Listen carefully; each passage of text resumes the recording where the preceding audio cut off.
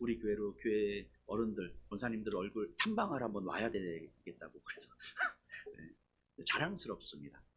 감사해요. 자, 오늘은 함께 말씀을 좀 나눌 때 교회에 대한 이야기를 좀 한번 해보려고 해요.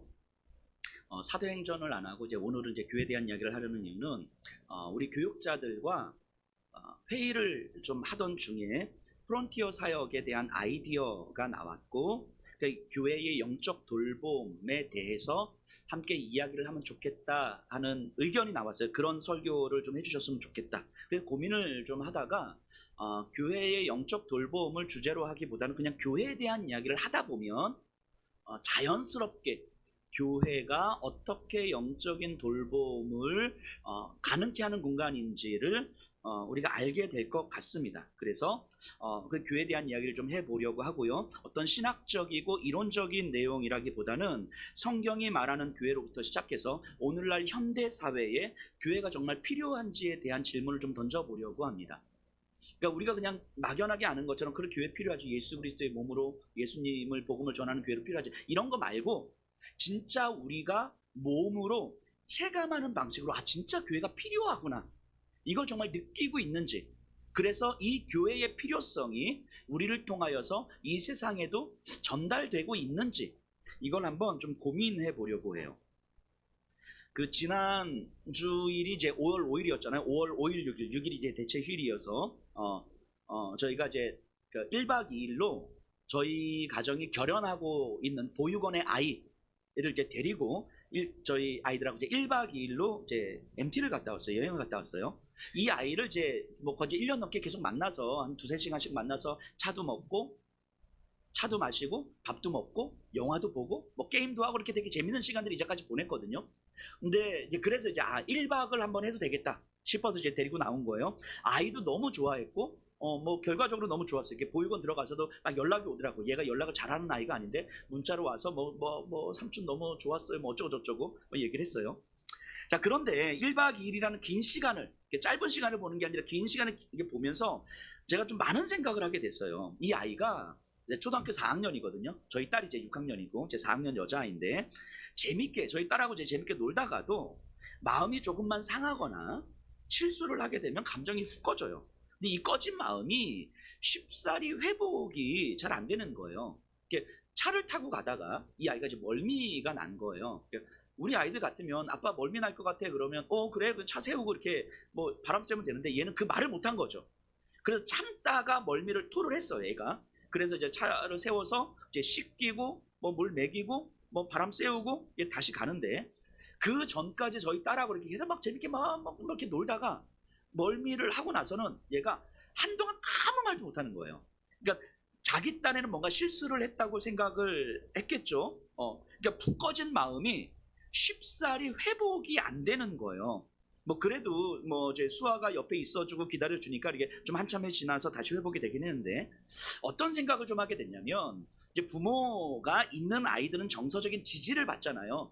뭐 그러니까 뭐 짜증도 내고 화도 내고, 분명히 지가 잘못했는데 엄마한테 막 짜증 내고 뭐 그러잖아요. 그러다 아침에 아무리 깨워도 안 일어나는 아이가 학교 늦었다고 엄마한테 막 짜증 내고 막 학교 가고 막 이런 일들이 막. 근데 이런 게 내가 옆집 아줌마한테는 안 그러잖아요. 그죠? 그러니까 정서적으로 지지를 받고 있다는 증거잖아요. 이게 내가 나를 정서적으로 좀 버텨주는 누군가가 있기 때문에 함부로 짜증내고 함부로 막 화내는 거 아니겠습니까?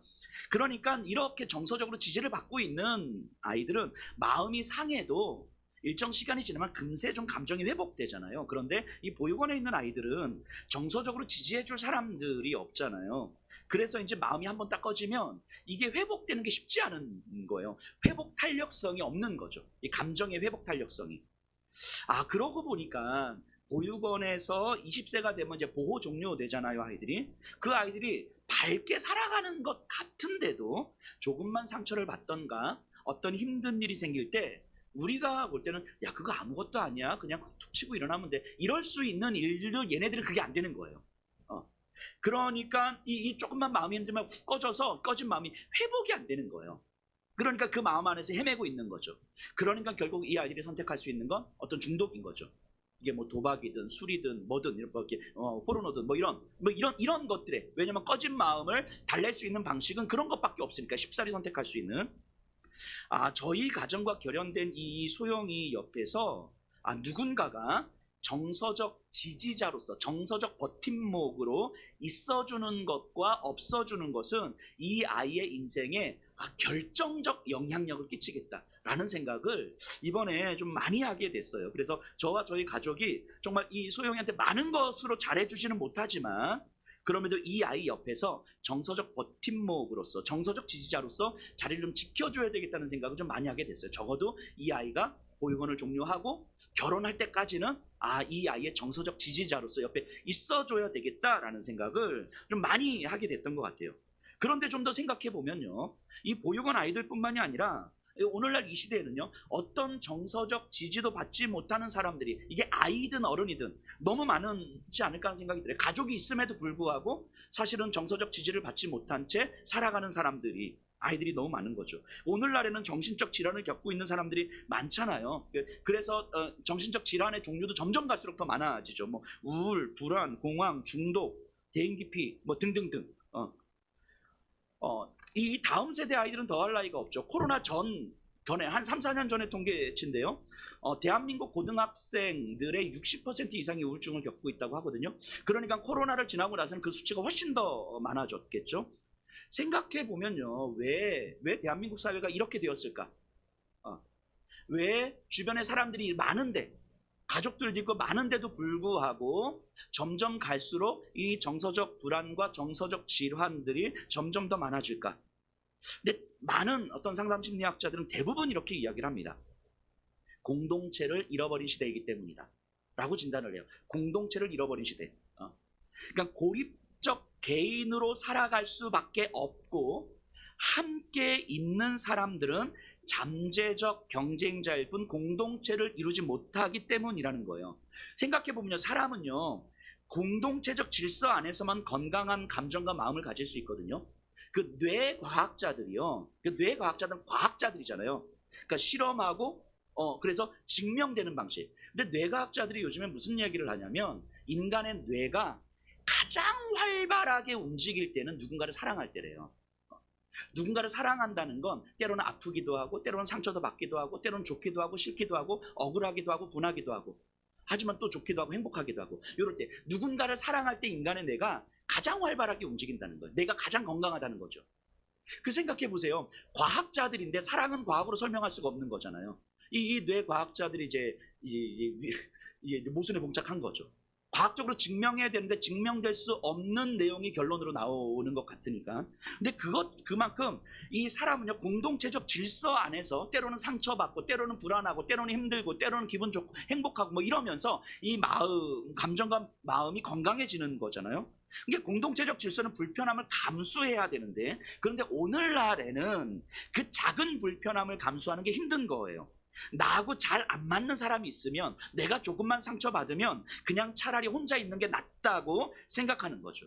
그리고 점점 더 모든 사람들이 그런 사회적 질서 안에서 살아가니까 내가 안전하고 내가 편안하고 내가 만족스러운 관계가 아니면 굳이 새로운 관계를 만들지 않는 거죠. 그러면 점점 인간의 마음은 약해지고, 약해지는 자신을 드러낼 수는 없으니 내가 사람들에게 인정받을 만한 모습으로 자기를 연기하는 거죠. 연기하고, 그렇게 자신을 연기하다 보면 어느 순간 자기 마음이 힘이 떨어지고, 자기 마음의 힘이 점점 떨어지면 작은 현실의 문제 앞에서도 불안하고 두렵고, 이 불안과 두려움을 이겨낼 수가 없으니 결국 어떤 방식으로든 중독이든 정신적 질환이든 이렇게 이어지는 거죠.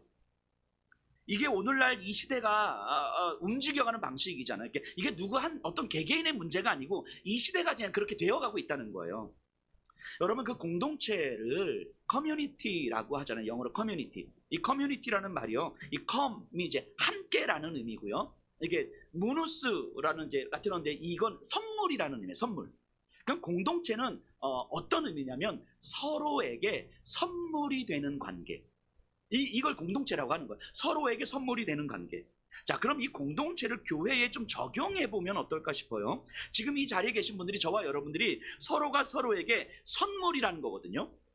이게 어떻게 서로가 서로에게 선물이 될까 싶은 거예요. 왜냐하면 내가 볼 때 나에게 선물인 사람도 있지만 나에게 폭탄인 사람도 있잖아요. 그렇죠?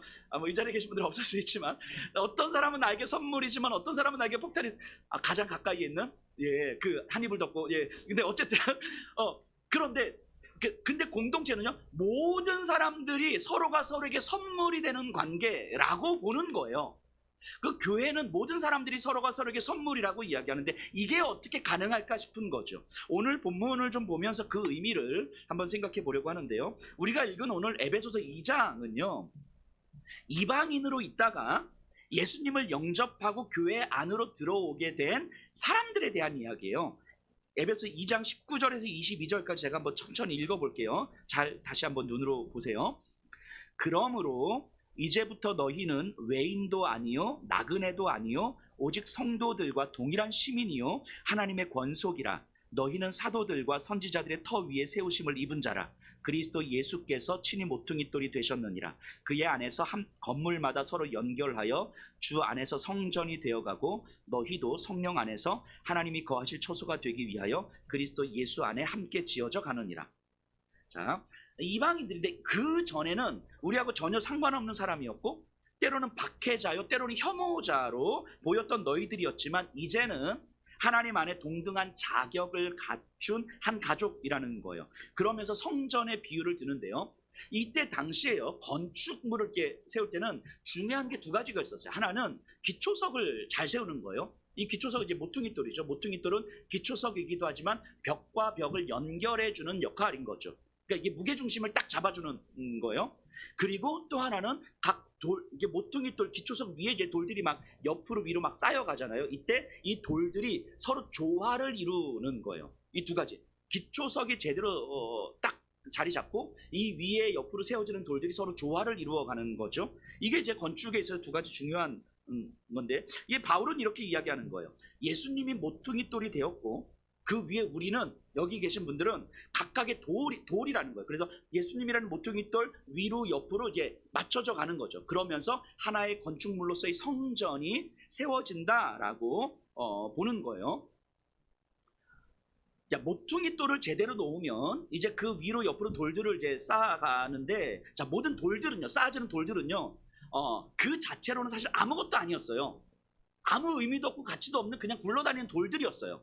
그런데 모퉁이돌 위에 세워지고 모퉁이돌 옆으로 붙여지고 그 모퉁이돌과 연결되어지면서 이 돌들은요, 하나의 아름다운 성전을 이루는 중요한 요소가 되는 거예요. 그러니까 이 돌 자체는 아무것도 아닌데 이 돌이 모퉁이돌과 연결된다는 이유만으로 성전을 이루는 매우 중요한 돌이 되는 거죠. 당시에 건축하는 과정을 상상해 보세요. 그 돌을 이제 깎아서 건축물을 만드는데 이거 다 사람이 깎았잖아요. 사람이 뭐 깎고 했잖아요. 그러니까 가능하면 네모나게, 가능하면 평평하게 이렇게 해서 쌓았을 거예요. 그런데 이게 다 그렇게 되지는 않았을 거예요. 모든 돌들의 크기가 다 달랐을 거고요. 어떤 돌들은 흠집도 나 있고 움푹 패이기도 했고, 어떤 돌들은 모서리가 깎이기도 했고, 어떤 돌들은 길쭉하기도 했고, 어떤 돌들은 짧기도 하고 뭐 이랬을 거예요. 이런 돌들로 모퉁이돌 위에 이제 세워가는 건데, 뭐 기계로 만드는 게 아니까 당연하지 않았겠습니까? 그런데 돌들의 모양이 다르고 돌들이 평평하지 않고 돌들이 막 뭐가 나 있고 흠이 있고 이런 게 별로 중요하지 않았어요. 왜냐하면 정말 중요한 건 그 돌들이 서로 어떻게 조화를 이루어 맞추어 가느냐가 중요한 거니까. 움푹 패인 돌이 있다면 그 홈을 메꾸어주는 다른 돌과 맞추어서 조화를 이루면 되는 거거든요. 오각형인 돌이 있으면 그와 맞는 다른 돌들과 조화를 이루고요. 긴 돌은 짧은 돌들과 조화를 이루었고요. 돌들이 서로 아구가 맞지 않아서 틈새가 벌어지면 작은 돌들로 그 사이를 채워서 조화를 이루면 되는 거예요. 그러니까 모퉁이돌 위에 옆으로 이제 돌들이 세워지는데 이 돌들이 네모 반듯하진 않은데 중요한 건 네모 반듯하지 않아도 괜찮다는 거예요. 서로 조화를 이루어가면 되니까. 근데 어쩌면요, 다시 생각해 보면 완전히 네모 반듯한 돌이 있었다면 오히려 그 돌이 그 조화를 깨뜨리지 않았겠습니까? 내가 네모 반듯한 돌이면 그 다음에 뭐가 필요합니까? 다른 돌들도 다 네모 반듯해야 되잖아요. 안 그러면 조화가 깨지는 거잖아요. 그러니까 네모 반듯한 돌이 있으면 어쩌면 그 조화가 깨졌을 수도 있겠다. 왜냐하면 모든 돌들을 네모 반듯하게 만들 수가 없을 때니까. 이 시대에는 바울은요 교회 공동체를 이렇게 설명하고 있는 거예요. 예수님과 연결되지 않은 상태의 사람은 그저 하나의 그냥 세상의 부속품처럼 생존의 문제 앞에서 꾸역꾸역 살아가야만 하는 존재일 뿐인 거죠. 그러자 예수님과 연결되어 있는 사람은 하나님의 성전, 즉 이 세상에서 하나님의 일을 이루어가는 가장 소중한 존재가 되었다는 거예요. 그러니까 예수를 구주로 믿고 교회 공동체 안에 있다는 사실 자체가, 여러분들 지금 이 자리에 있다는 사실 자체가 거룩한 성전의 일부분이 되었다는 거예요. 그저 세상에서 꾸역꾸역 살아가는 한 인생이었을 뿐인데 하나님의 거룩한 성전을 이루는 중요한 요소가 되었다는 거죠. 그런데 성전을 이루는 각 사람 모두 다 다른 거예요. 돌들이 다른 것처럼. 어떤 사람은 적극적으로 공동체를 위해서 헌신하기도 하고요. 어떤 사람은 소극적이어서 사람들과 관계 맺는 것도 조심스럽기도 합니다. 어떤 사람들은 말을 거침없이 하기도 하고요. 어떤 사람들은 말 한마디 하는데 한참의 시간이 걸리기도 해요. 어떤 사람은 일하기를 좋아하고요. 어떤 사람들은 사람들과의 관계 맺는 걸 좋아하기도 하죠. 어떤 사람들은 말하는 걸 좋아하고 어떤 사람들은 말하는 게 힘든 사람도 있는 거예요. 어떤 사람은 계획적으로 체계적으로 일을 하기를 좋아하고 어떤 사람은 그 상황에 맞춰서 그냥 일을 그때그때 진행하는 걸 좋아하기도 해요. 어떤 사람은 상처를 쉽게 받기도 하고요. 어떤 사람은 웬만해서 상처 안 받기도 해요. 어떤 사람은 다음 세대를 중요하게 여기고요. 어떤 사람은 어른 세대를 중요하게 여기기도 하죠. 성격도, 가치도, 자라온 상황도, 신앙의 색깔도 다 다른 거예요. 그러니까 나와 잘 맞는 사람도 있고 잘 맞지 않는 사람도 있는 거죠. 돌들이 다 다른 것처럼. 근데 그런 게 별로 중요하지 않다는 거예요. 교회에서는 하나님의 성전을 이루어가는 데 있어서는 그런 게 중요하지 않다는 거예요. 예수님 안에서 서로가 조화를 이루어가면 되니까. 적극적인 사람은 소극적인 사람하고 조화를 이루어가면 되는 것이고, 까칠한 사람은 넉넉한 사람과 조화를 이루어가면 되는 것이고, 말을 많이 하는 사람은 말을 안 하고 듣기를 좋아하는 사람하고 조화를 이루어가면 되는 것이고, 상처가 많은 사람은 이미 상처를 극복해서 넉넉해진 사람하고 조화를 이루어가면 되는 거죠. 교회는 그 조화를 이루어가는 것이 교회라고 이야기하는 거예요. 그래서 조화를 이루어가는 것은 기준이 없는 거예요. 기준이. 예수님이 기준이고요. 예수님 안에서 서로의 부족함을 메꾸어주는 존재로 서 있으면 되는 거죠. 굳이 기준을 삼자면 자기 기준을 내려놓는 사랑이 기준인 거죠. 그런데 교회 안에서 우리가 종종 믿음의 기준을 눈에 보이는 형태로 제시를 하고 싶어 해요. 우리가 다 네모 반듯해야 된다고, 이렇게 기준을 제시하는 거야. 이렇게 해야 된다. 신앙생활을 이렇게 해야 됩니다. 이 기준을 제시하는 거예요. 기준을 제시해버리면요, 그때부터 조화는 깨지기 시작합니다. 네모 반듯한 사람이 필요해지고요, 모든 성도들은 네모 반듯해지기 위해서 애를 써야 되고요, 목회자는 사람들을 네모 반듯한 사람으로 만들어가야 되는 거죠. 여러분들 한번 잘 생각해 보세요. 교회 안에는요 정말 헌신적으로 섬기고 봉사하시는 분들도 계시고요, 또 어떤 분들은 봉사 안 하고 그냥 예배만 살짝 드리고 가시는 분들도 계세요. 자, 그러면 하나님은 어떤 사람을 더 기뻐하실까요? 우리는 열심히 봉사하고 헌신하는 사람을 더 기뻐하신다고 해야 덜 억울하잖아요. 그죠? 덜 억울하잖아요. 근데 아닐 거예요. 아닐 거예요. 하나님은 똑같이 기뻐하실 거예요. 열심히 봉사하시는 사람이나 예배만 살짝 드리고 가는 사람이나 똑같이 기뻐하실 겁니다. 왜 그러실까요? 하나님이 우리를 기뻐하시는 이유가 우리에게 있지 않기 때문인 거예요. 우리를 보고 기뻐하시는 것이 아니라 예수 그리스도를 보고 기뻐하시는 거예요. 그래서 예수님을 믿는 우리를 기뻐하시는 거예요.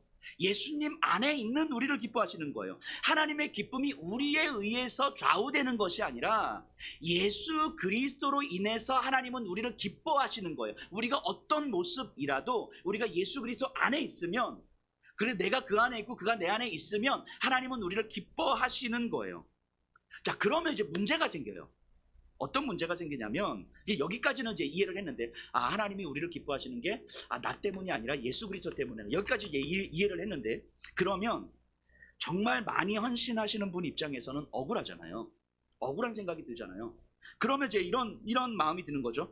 야, 그럼 똑같이 그렇게 기뻐하시면 나도 대충 교회만 다니지, 나도 저 사람처럼 그렇게 못해서 안 하는 게 아닌데 내가 왜 이렇게 내 시간 내고 내 돈 내고 내 에너지 쓰고 그리고 나서 욕먹고 이건 왜 이렇게 했니 저렇게 했니 이 기분이 나쁜 거예요. 굳이 내가 이렇게까지 수고할 필요가 있나, 이런 생각이 들죠. 억울하죠.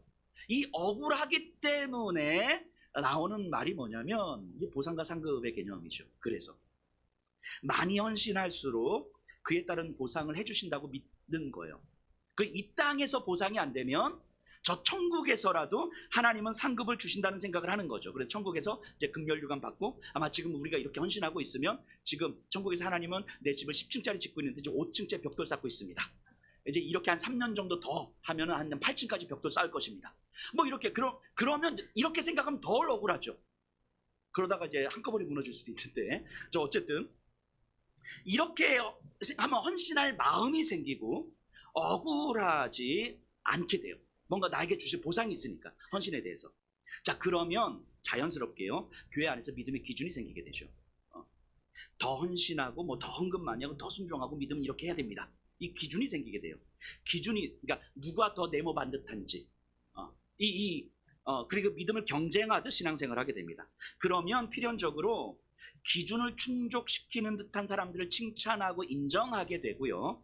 그럼 바꿔 말하면 네모 반듯하지 않은 사람들, 기준과 좀 더 멀어져 있는 것 같은 사람들을 판단하기 시작합니다. 이걸 겉으로 드러내든 겉으로 드러내지 않든 우리 안에서 판단을 하는 거예요. 저 사람은 하나님 안 기뻐하실 거야.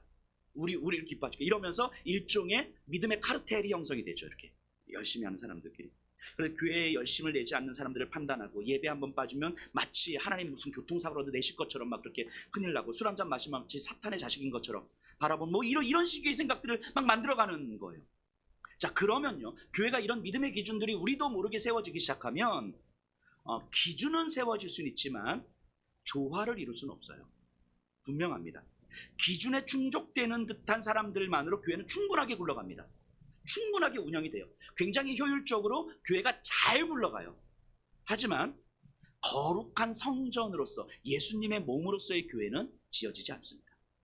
이해가 되십니까? 예수님은요, 우리에게 기준을 요구하지 않으셨잖아요. 어떤 자격도 없는 흠투성인 우리의 부족함을 예수님은 자신의 사랑으로 다 메꾸어 주신 거예요. 그렇게 예수님이라는 모퉁이 돌과 연결되어 있는 제가 또 다른 사람들을 향해서 나를 내어주는 사랑으로 다른 이의 부족함을 메꾸어 주는 거예요. 내가 이룬 믿음의 성취로 이게 믿음의 기준이다, 너희들도 이렇게 해야 된다가 아니라, 내가 믿음의 성장에 간다는 건 다른 이의 부족함을 더 깊이 들여다보고 나를 내어주는 자기 희생적 사랑으로 그의 부족함을 메꾸어 주는 거예요. 그렇게 조화를 이루어가는 거죠. 이게 함께 지어져 간다 이거예요. 네모 반듯한 돌들만 모여라 이것이 아니라, 흠 있고 모서리 깨지고 흙투성이인 그런 돌들 다 모여라, 깎을 만큼 깎고, 그리고 우리가 함께 맞춰보자. 이게 함께 지어져 간다는 거예요. 우리가 교회 공동체 안에서 더 헌신하고 섬기는 이유는요, 상급을 받기 위해서가 아니잖아요. 나를 향한 예수님의 그 사랑이 더 깊이 깨달아지면 질수록 이렇게 말도 안 되게 흠 있는 나를 아무 책망 없이 그저 묵묵히 기다리시고 나를 채워주셔서 성전의 한 돌로 삼아주신 그 사랑을 깊이 깨달을수록 주님이 나를 사용하실 수 있도록 나를 내어주는 거죠. 이게 헌신과 섬김이잖아요. 상급을 받기 위해서가 아니라, 이런 나를 사랑하신 주님의 사랑 앞에서 하나님 이런 나라도 필요하시다면 나를 드리겠습니다 라고 내어주는 거죠. 헌신과 섬김은 그렇게 예수님 안에서 함께 지어져 가는 성전을 이루는 과정이지요. 거기서 헌신과 섬김의 영광스러움을 경험하는 거예요. 어떤 상급을 바라는 게 아니죠. 이게 바울이 말하는 교회입니다. 어떤 효율성을 따지는 것도 아니고요, 어떤 기준을 제시해서 이 땅에서 저기까지 가자 이런 것도 아니에요. 그냥 한 사람 한 사람은 모두가 다 자격 없는 사람인데 예수님과 연결됨으로 말미암아 성전을 이루는 중요한 요소가 됐고, 그러면 그 돌들을 서로가 맞추면서 조화를 이루어가면 어느 순간 성전은 이루어져 가는 거예요. 우리가 네모 반듯한 돌이 될 필요가 없는 거죠. 이게 바울이 말하는 교회예요. 이 교회를 이해를 하셨다면 앞서 공동체가 서로가 서로에게 선물이 되는 관계라는 말을 이제 우리가 좀 이해할 수 있을 것 같아요. 교회는요, 서로가 서로에게 예수님의 사랑이라는 선물을 주고받는 관계인 거예요. 교회는 예를 들면 우리 집사님과 제가, 우리 앞에 계신 집사님과 제가 이제 관계를 맺는데 너무 잘 맞고, 뭐 생긴 것도 이렇게 집사님 저를 닮아서 이렇게 잘생기셨어요. 뭐 이렇게 생긴 것도 잘 맞고, 뭐 성격도 잘 맞고, 교회 일을 하니까 너무 잘하셔. 그러니까 너무 좋아. 이래서 관계를 맺는 게 아니에요. 교회에서 맺는 관계는 그리스도 안에 있는 내가 그리스도 안에 있는 집사님을 그리스도 안에서 만나는 거예요. 이게 교회예요. 다시요. 그리스도 안에 있는 내가 그리스도 안에 있는 집사님을 그리스도 안에서 만나는 거예요. 그러니까 내가 집사님하고 인간적으로 잘 맞아서 만나는 게 아니라 집사님 안에 있는 예수님을 만나는 거예요. 내 안에 있는 예수님을 보여주는 거예요. 그렇게 서로를 바라보면 서로 안에 있는 예수님을 내가 선물로 받고 내 안에 있는 예수님을 선물로 주는 거죠. 그러면 때로는 나하고 잘 안 맞을 수 있죠. 나하고 말을 왜 저렇게 하지? 왜 저렇게 행동하지? 근데 그것보다 그 안에 예수님을 보기를 갈망하기 때문에 기다릴 수 있는 거예요. 인내할 수 있는 거예요. 받아들일 수 있는 거예요. 나하고 맞고 안 맞고가 아니라 그 안에 예수님이 계시기 때문에 그 예수님을 바라보기를 갈망하기 때문에 인간적으로 맞고 안 맞고는 얼마든지 기다릴 수 있는 문제인 거죠. 마찬가지로 내 안에 있는 예수님을 어떻게 집사님한테 어떻게 집사님한테 선물로 내어주지? 이게 우리에게 고민이 된다면 이제 고민하는 거예요. 연습하는 거예요. 한 주간 동안 내 안에 있는 예수님을 어떻게 드러낼 수 있지? 인간 여한옥이 아니라 인간 여한옥을 통해서 내 말, 행동, 표정 이 모든 것들을 통해서 어떻게 내 안에 계신 예수님을 선물로 드릴 수 있지? 이걸 고민하는 거죠. 교회는요, 그러니까 얼마나 친한가 친하지 않은가, 내가 얼마나 만족스러운가 만족스럽지 않은가, 나하고 잘 맞는가 맞지 않는가, 이런 게 기준일 수 없는 거예요. 내가 좋으니까 가고 내가 싫으니까 안 가고, 좋으니까 갔는데 거기서 누구 때문에 상처받고 안 가고, 이런 건 사실 동호회에서 하는 것들인 거잖아. 동호회는 그럴 수 있어요. 사람들이 좋아서 갔는데 누구 때문에 상처받았어, 안 갈 수 있는 거죠, 얼마든지. 근데 교회는 그렇지 않다는 거예요. 교회는 그리스도 안에 있는 내가 그리스도 안에 있는 누군가를 만나는 것이기 때문에 어쩌면 오늘날 이 시대에 우리가 교회를 동호회처럼 만들어가고 있는 것은 아닌가라는 생각을 가끔씩 할 때가 있어요. 제가 교회를 비유할 때 자주 쓰는 표현이 있거든요. 야전병원이에요. 교회는 야전병원 같은 거죠. 야전병원은 전쟁터에 있는 병원이잖아요. 그러니까 다치고 상처나고 죽을 것 같은 사람들이 막 몰려오는 곳이에요. 야전병원은요, 항상 신음소리, 탄식소리, 비명소리가 끊어지질 않아요.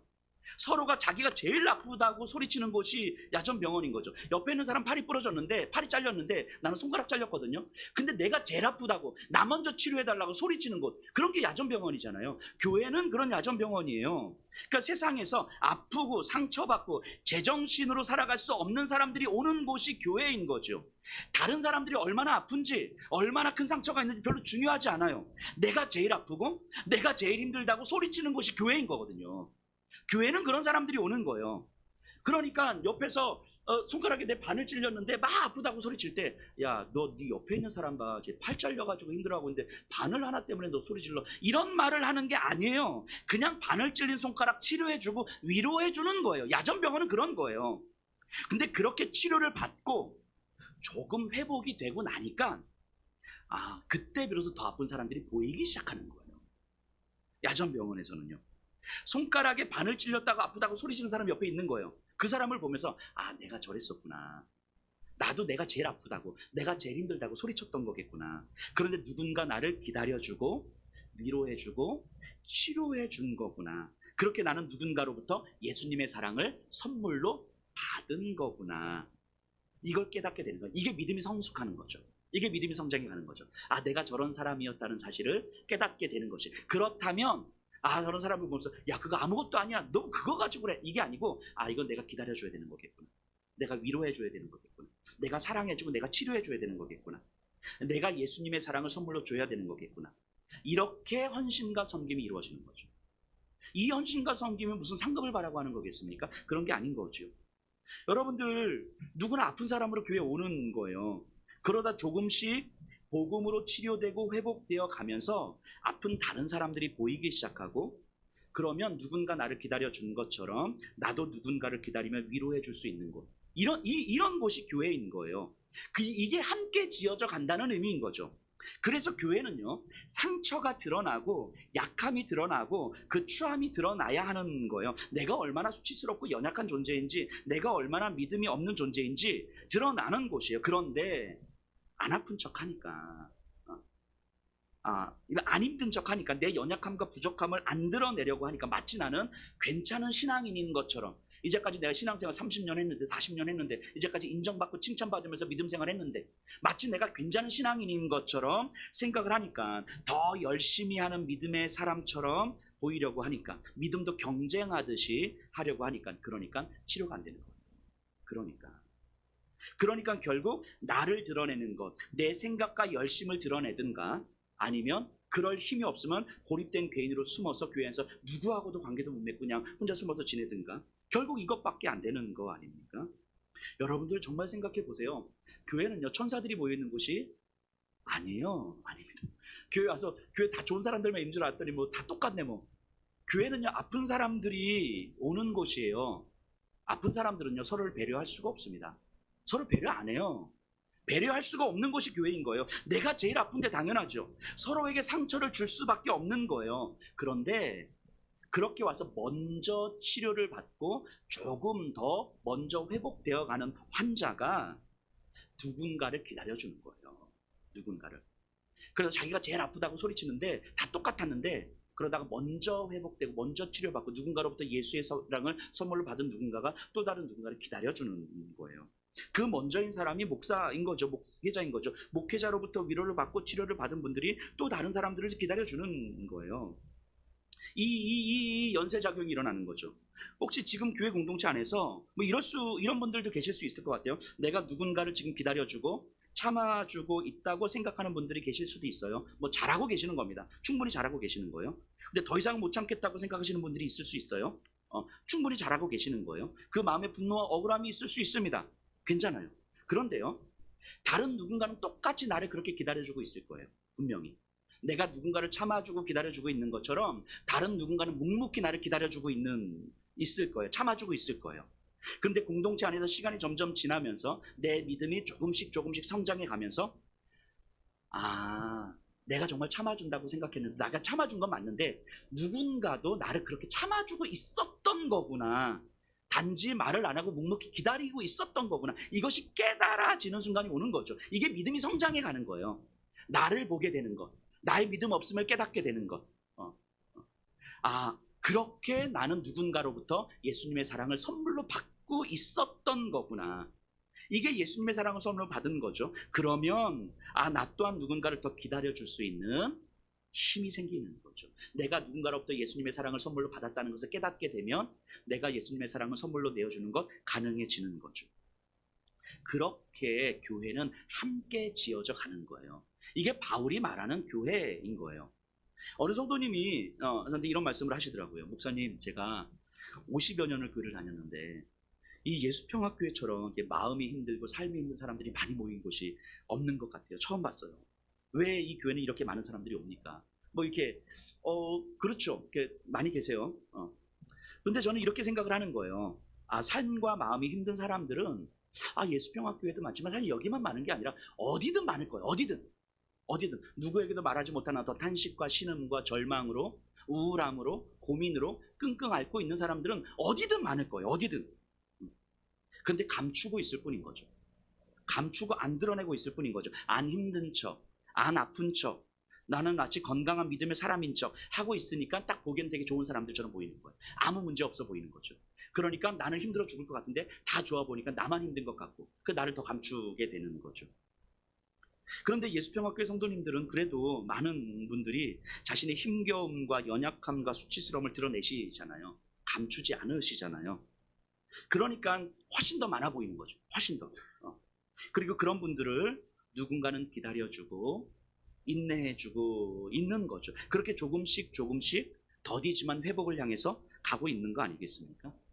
여러분들 스스로를 좀 돌아보세요. 아프잖아요. 힘드시잖아요. 우리의 믿음이 생각보다 그렇게 깊지 않을 수도 있어요. 내가 신앙생활을 30년 하고 40년 하고 50년 했는데 내가 타이틀이 뭐였었는데 내가 이렇게 헌신했었는데 내가 이런 일들도 했었는데 교회 안에서 근데 그것이 우리의 믿음의 수준을 나타내는 게 아니라면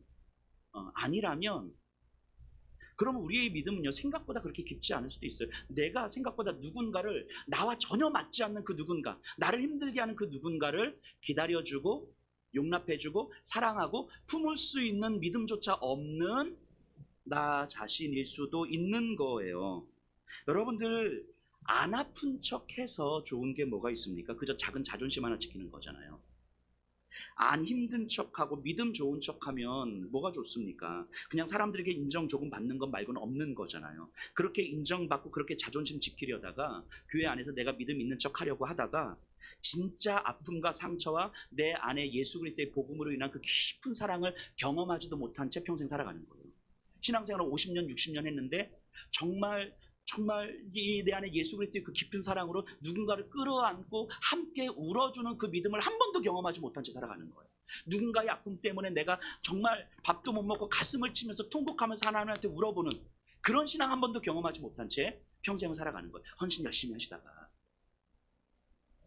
못 고치는 거예요. 그 믿음 없음을 못 고치는 거예요. 힘들다고, 억울하다고, 짜증난다고, 누군가를 향해서 분노가 일어난다고, 내가 진짜 누군가 한 사람 품으려고 하는데 그 품는 것조차 안 된다고, 나보고 열심을 내라고 하면 열심은 내겠는데 한 사람을 품고 사랑하고 기다리려 이거 못하겠다고.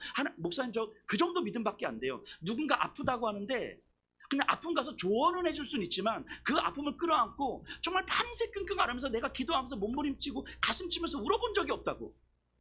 목사님 제가 신앙생활 30년 40년 했는데 누군가를 끌어안고 가슴 치며 울어본 적이 한 번도 없어요. 이거 되게 창피한 이야기일 수 있는 건데 내가 그런 믿음 생활을 했습니다. 와서 드러내셔야죠.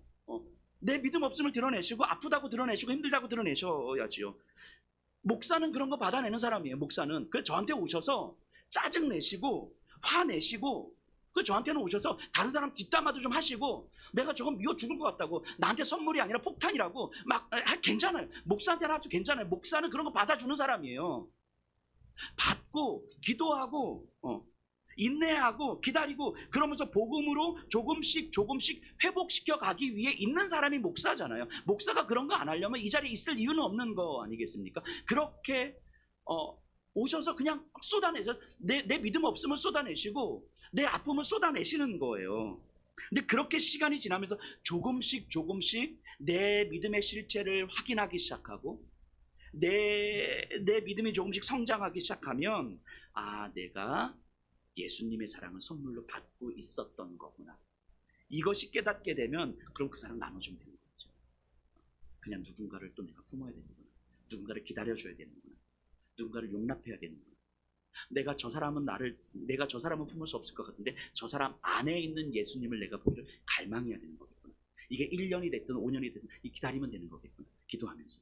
안 변하면 내가 정말 기도의 자리에서 가슴 치면서 기도하는 거예요. 하나님, 예수님이 그 안에 분명히 계실 텐데 하나님 왜 저렇게 살아갑니까? 하나님 은혜 주십시오. 내 아픔처럼 끌어안고 기도하는 거예요.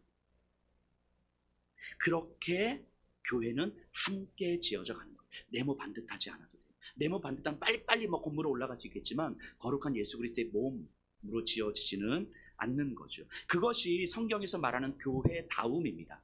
교회다움. 저는 단언하건대요. 교회가 교회다울 때 교회는 반드시 세상의 소망이 될 겁니다. 분명히요.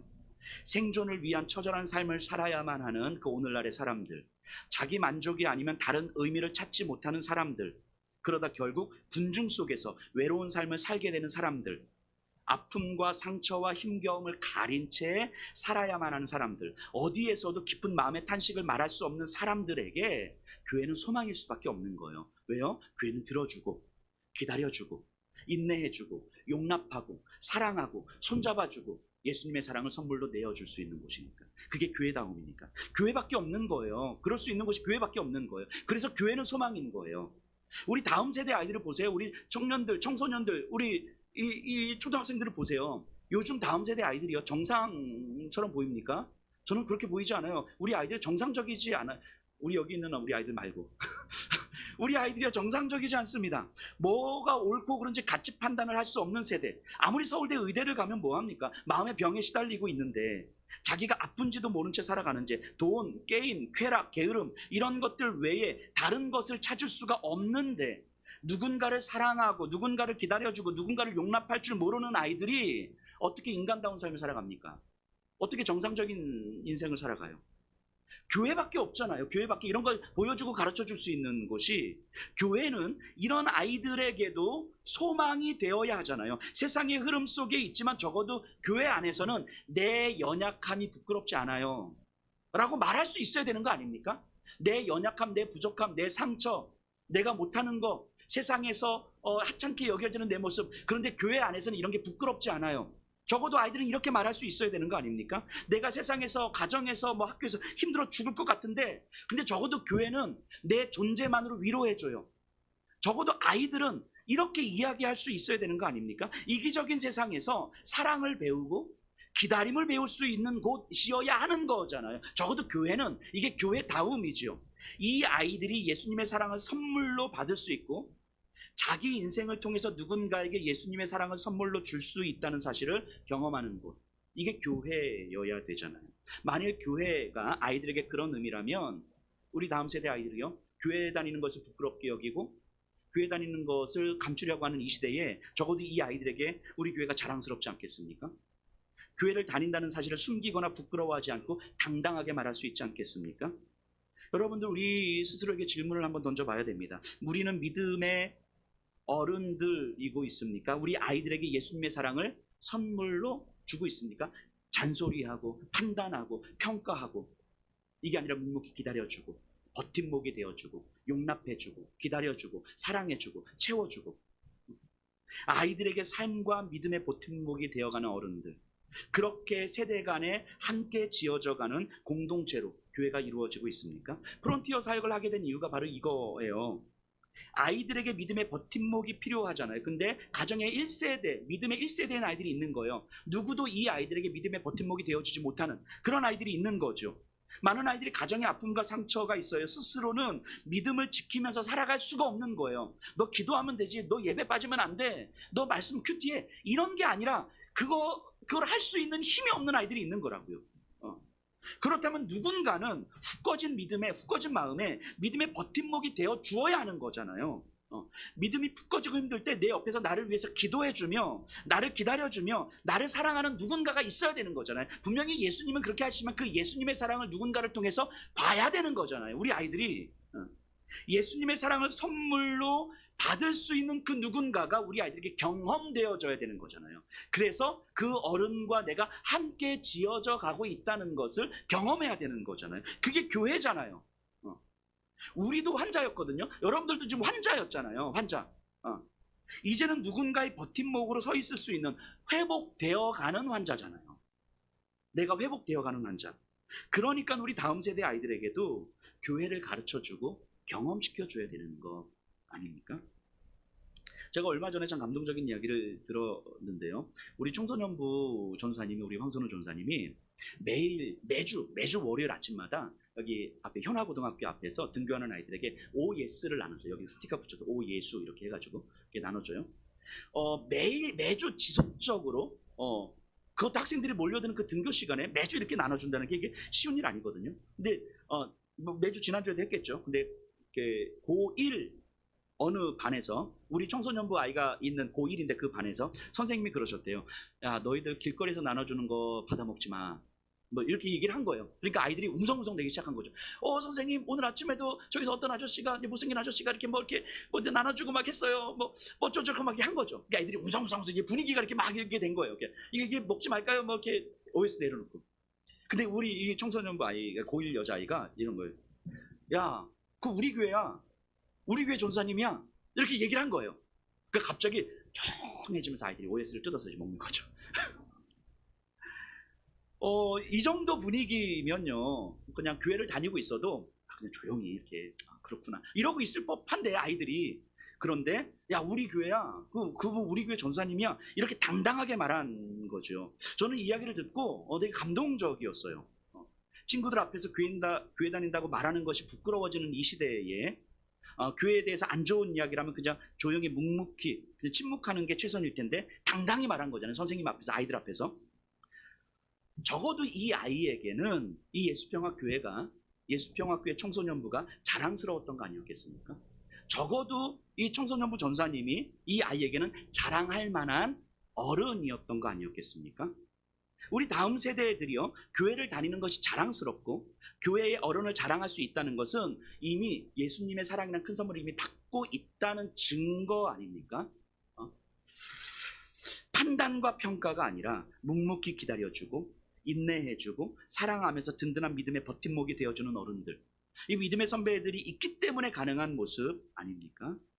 저는 단언하건대요, 이런 선물을 받은 아이들은요, 저는 동일하게 어디에 가서도 예수님의 사랑을 선물로 나누어 주는 인생이 될 거라고 생각을 합니다. 인간다운 삶을 살아가는 거죠. 정상적인 인간의 삶을 살아가는 거죠. 이런 모습이라면 교회는 분명히 세상의 소망입니다. 이것이 교회다움이에요. 여러분들 예수평화교회는 어떻습니까? 여러분들을 통해서 예수평화교회는 함께 지어져 가고 있습니까? 여러분들 안에 있는 예수님의 사랑을 공동체 안에 누군가에게 선물로 주고 싶은가요? 그런 마음이 갈망이 일어납니까? 나와 맞지 않는 그 사람이 아니라 그 사람 안에 있는 예수님을 만나기를 갈망합니까? 그래서 때로는 기다리고 때로는 인내하고 있습니까? 누군가 내 안에 계신 예수님을 보고 경험하고 당신을 통해서, 집사님을 통해서, 권사님을 통해서, 장로님을 통해서, 장로님 안에 있는, 집사님 안에 있는, 권사님 안에 있는 예수님을 봤어요. 그 묵묵히 모든 필요를 채워주는, 그 묵묵히 모든 마음의 결핍을 채워주는 그 무한한 예수님의 사랑을 경험했습니다. 누군가 나를 보면서 이런 고백을 하고 있습니까? 먼저 회복되고 있는 믿음의 어른이 되기를 갈망하고 있습니까? 더 기다리고 더 인내하는 것이 마땅한 나의 사명이라고 받아들이고 있습니까? 더 헌신하는 것이 억울함이 아니라 영광스러움이라는 것을 경험하고 있습니까? 나와 우리 모두가 예수님 안에 있다는 이유만으로 가장 아름답고 가장 소중한 존재임을 받아들이고 있습니까? 그래서 함께 지어져가는, 더디더라도 효율적이지 않더라도 함께 지어져가는 교회이고 있습니까? 저는 예수평화교회가 그런 교회다움을 이루어가는 교회였으면 좋겠고, 우리 성도님들이 그 함께 지어져가는 그 교회의 하나의 돌들이기를 간절히 소망합니다. 우리 다 같이 일어나셔서 주를 찬송하겠습니다.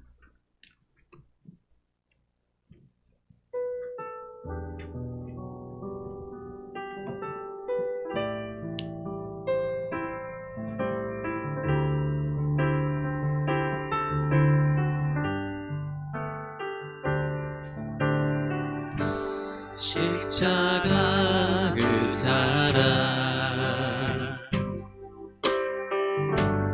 멀리 떠나서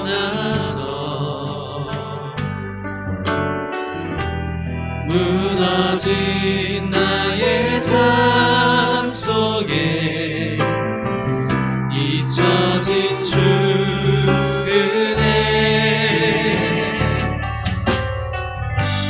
돌같은 내 마음 어루만지사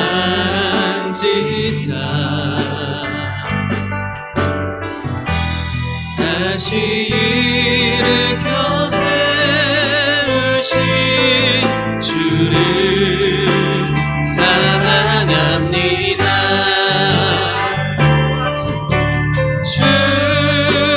나를 보아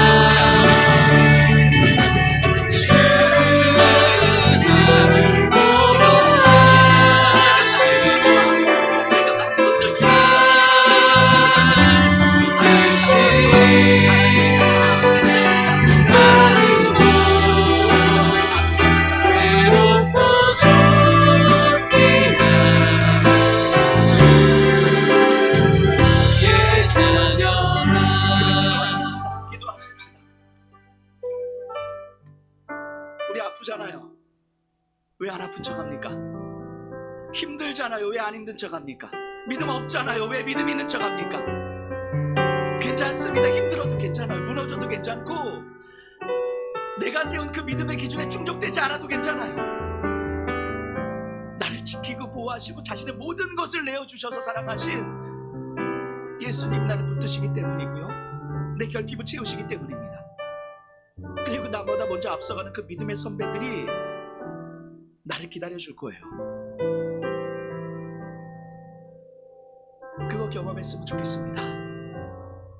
내가 그렇게 회복되고 치유되는 걸 경험했으면 좋겠습니다. 그래야 다른 믿음의 후배들에게 이거 해라 저거 해라가 아니라 기다려주고, 용납해주고, 기도해주고, 믿음의 후배들의 그 아픔을 바라보면서, 우리 다음 세대들의 아픔을 바라보면서 밤잠이 안 와서 가슴 치면서 울기도 하는 거예요. 우리 그런 믿음의 어른이어야 되는 거잖아요. 그러려면 내가 먼저 회복되고 내가 먼저 치료돼야죠. 하나님, 그렇게 함께 지어져가는 교회로서 하나님, 우리 인생을, 우리 교회를 하나님 세워주십시오. 우리 함께 기도하십시다. 하나님,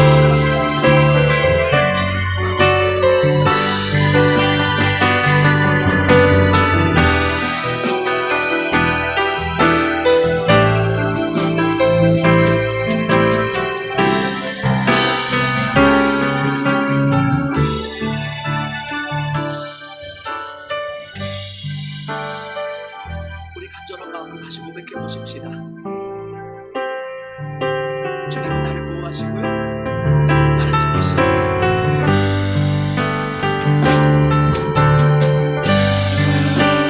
나를 보호하시고 날 이끄시니 나는 곧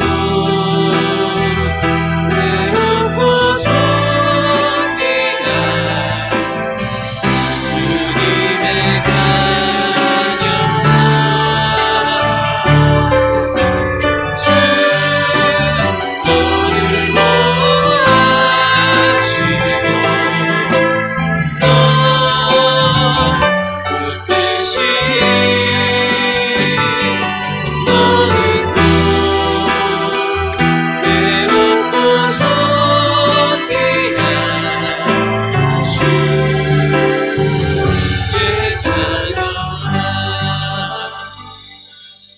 하나님 우리를 교회 공동체로 불러주셨습니다. 함께 지어져가는 거룩한 하나님의 성전으로 불러주셨습니다. 하나님,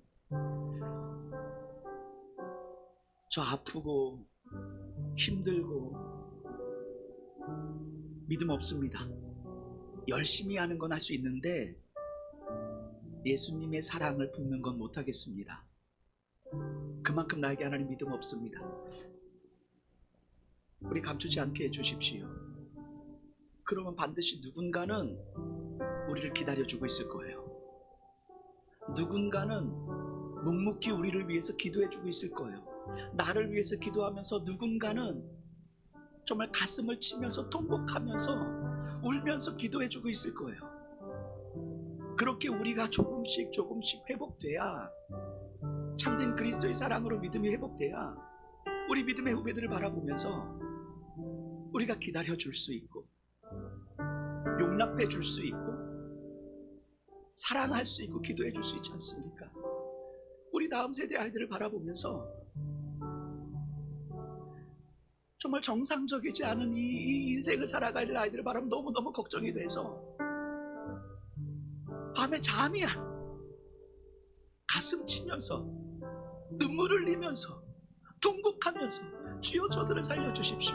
누군가는 우리 아이들을 위해서 그렇게 기도해야 되는 거잖아요. 그게 우리여야 되는 거 아닙니까? 그게 이 자리에 있는 믿음의 어른들이어야 되는 거 아닙니까? 그렇게 아이들을 기다려주고 우리 아이들을 사랑하면서 이 아이들에게 든든한 믿음의 버팀목이 되어줘야 하는, 그렇게 함께 지어져가는 교회여야 되지 않겠습니까? 그럴 때 교회는 세상의 소망이 될 것입니다. 주님, 그렇게 허락하여 주시옵소서. 예수님 이름으로 기도드립니다. 이제는 우리 주 예수 그리스도의 은혜와 아버지 하나님의 사랑하심과 성령 하나님의 위로와 감동하심이 이 자리에 있는 모든 심령들 가운데 이제로부터 영원토록 함께 있기를 간절히 축원하옵나이다.